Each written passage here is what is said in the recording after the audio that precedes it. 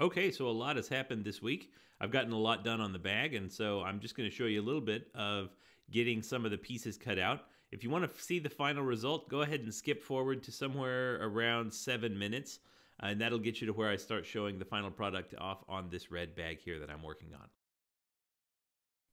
Now, the bag that I'm working on now is going to be the red bag, but I'm going to go ahead and show you all the cutouts for all the pieces here that I've got going on.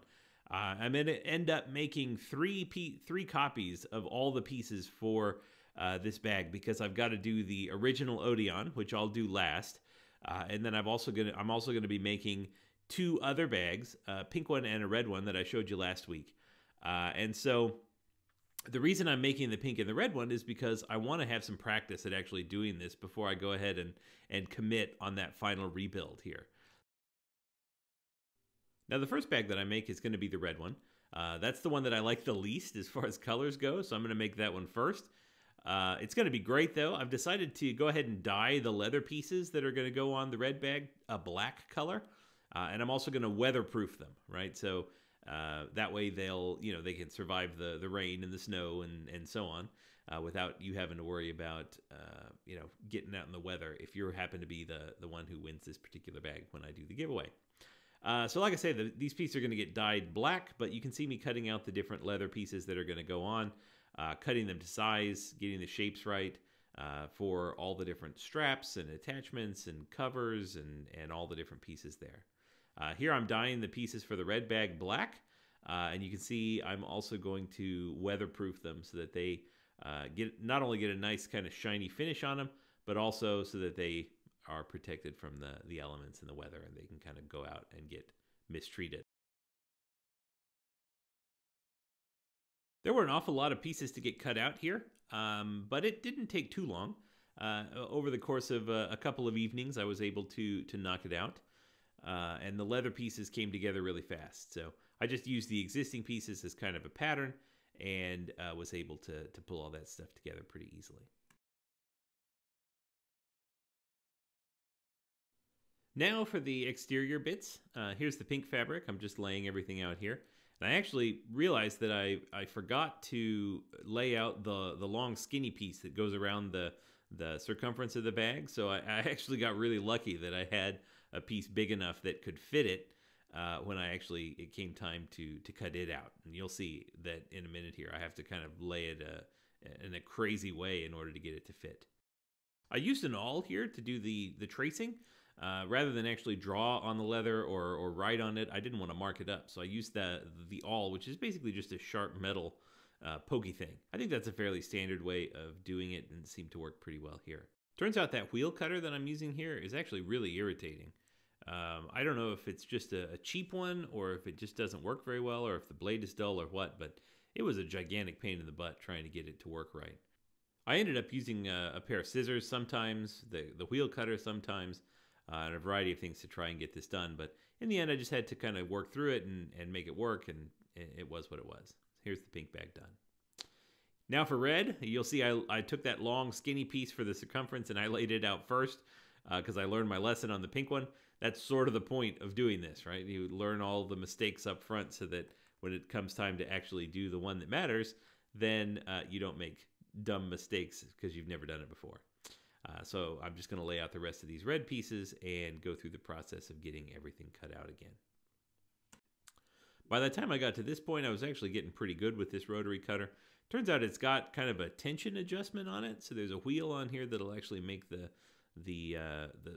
wheel turn a little easier, and I just didn't know that, and it was turned up really high, so it was actually hard to make it go forward. So once I found that adjustment knob, it came out pretty easy to use this thing. So there you go. And that's it for the exterior. Now onto the lining fabric. I don't need that for the actual Odeon, but since I'm making 2 additional bags, I do need new lining fabric. I'm actually using that calfskin leather that I showed you in a previous video. It turns out that's going to be a little bit heavier than I wanted it to be, but I think it's going to be really high quality, and it certainly feels good on the hand. I originally tried to cut this out in 2 layers. That turned out to be a mistake, so back to 1 layer at a time. It'll take twice as long, but I'll actually get better results, and I think it'll be faster in the end. The outside of this leather, the finished kind of shiny side, turns out to be the side that I use to be the side against your hand as you're actually interacting with the leather as you use the bag. In the end, my wife won, and it really does feel nicer than the suede part. The pen I'm using is pretty cool here. It's kind of a white paint pen. It worked really, really well to trace these patterns onto the actual lining fabric, and so I really had a good experience using it. The thing that ended up being the hardest in this part of the build was actually putting together the inside of the purse. The main reason is that I didn't actually have a pattern. I wanted to keep together intact the original Louis one without having to take it apart. And so I kind of laid it on there fully assembled to try and get a feel for how it actually worked and what the measurements were and everything.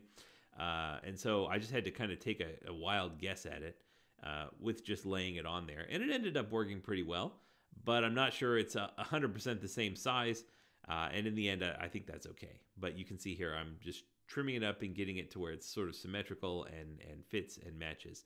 I think I'll probably have to do some tweaks and adjustments along the way. I did put that pocket in there. There's so much footage here of me doing stuff. Here you can see me sewing on the pocket and sewing everything together on that inside pouch. I had talked about possibly getting a sewing machine for this process, but I didn't. I might in the future, but the kind that I would want to get is like more than $1,000. So I decided to put that on hold, mainly because I don't plan on making a living at doing this sort of thing. And, you know, this is kind of zen, kind of relaxing, right? The process of sewing these two guys together is basically just in and out with the needle. So here I'm sewing on the inside pocket for the actual lining. This part was pretty kind of straightforward. I didn't have any plans, but I kind of knew how I wanted it to turn out. So you can see me putting it together here. I put together the rest of the bag using contact cement. This stuff is really cool. You brush it on and then you wait, right? Here I'm waiting, doing some brass cleaning of the buckles and the various D-rings that were on the original bag, checking email, that sort of thing. But then once you put it on there and it kind of dries, then you're able to just stick it together and it bonds kind of immediately. And you know, it's an instant kind of connection. Now, it's by no means permanent, so it's certainly not what you would want to do for putting the actual bag together in the end. But it does work really well for holding it there so that you can actually do the sewing here. So I've put together one half of the bag here and went ahead and punched the holes for doing the actual stitching, and now I'm just sewing it all up together. I did have footage of putting the rest of the bag together, the other side, gluing it all up, sewing all that together, but I do all this recording on my phone, and it just so happened that a message popped up my phone and killed the recording, right? So if you get a call or you start to run out of batteries or something like that happens, and the recording just stops and you lose everything. So I did lose the actual awesome reveal of turning this thing inside out and actually getting to see what it looks like the first time. I did record it, but my phone hates me, so we weren't able to get it. Well, here it is. I got through putting it together. I've got my front pocket here, lining inside, feels very nice. I've got the inside of the purse done, completely ready. And you can see now that it is mostly right. The shape is close to what it's supposed to be. It's got the same pleats here that the other one has.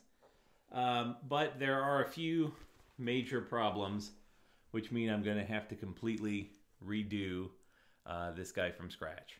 So the first problem is that the pocket is not sewn up correctly. So I've got some corners here where the two pieces, the piece of the lining fabric on the inside, and you can see the raw edge here. This is a mistake. But the big mistake here is that you can see this gap over here on this side. And if you compare that over here, there's no gap over here. And that's because when I put it together, I put it together wonky, right? So it didn't go together right. So that means that when I go to put the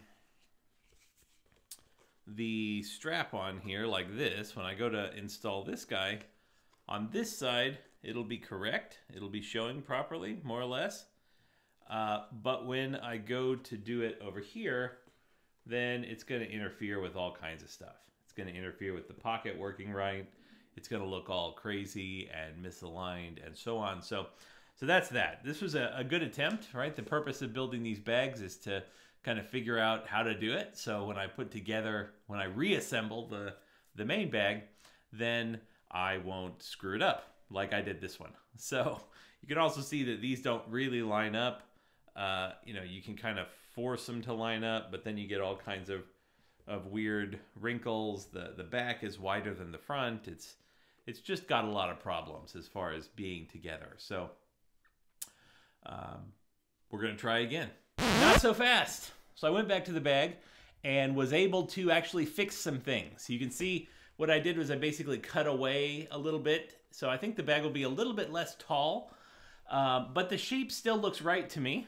So you can see now this guy is going to go here. I went back to the original bag and looked, and sure enough, this is actually how it works. So the leather on the original bag actually does overlap right here, and the size looks right. And so I think I'm going to be able to salvage this guy and use it after all. Now I was also able to finish the lining here, and so you can see what I did is I actually made a pocket that's a perfect size for an iPhone 7 Plus, so it fits nicely. But here's the insert, and it's going to fit inside of the bag just like so. Even though I was surprised that the original bag didn't actually attach the lining to the bag in any way, I'm going to keep on with that and not do any additional attachment. The lining's actually quite heavy, so it's going to fit really nicely inside this purse. I may have to trim it up a little bit to account for the changes that I made, but everything's laying nice and symmetrical now.